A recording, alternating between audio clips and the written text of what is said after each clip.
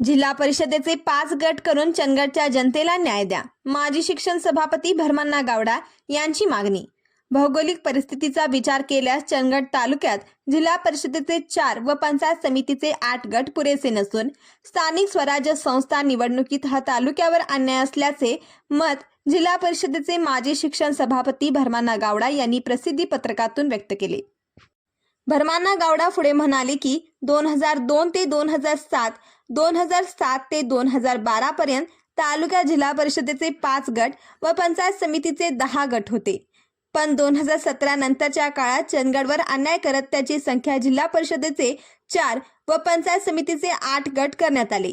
तालुक्याचा विस्तार सडेगुडवळे पासून कोलिक पर्यंत दिंडलकोप ते पारगड असा विस्तीर्ण असल्याने लोकप्रतिनिधींची दमछाक होत आहे.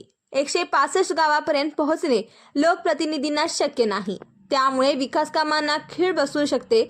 याचा विचार करून पालकमंत्री प्रकाश आंबेडकर, वैद्यकीय शिक्षण मंत्री हसन मुश्रीफ, आमदार शिवाजी पाटील, माजी आमदार राजेश पाटील यांनी यामध्ये लक्ष घालून चंदगडच्या जनतेला न्याय द्यावा अशी मागणीही त्यांनी यावेळी केली.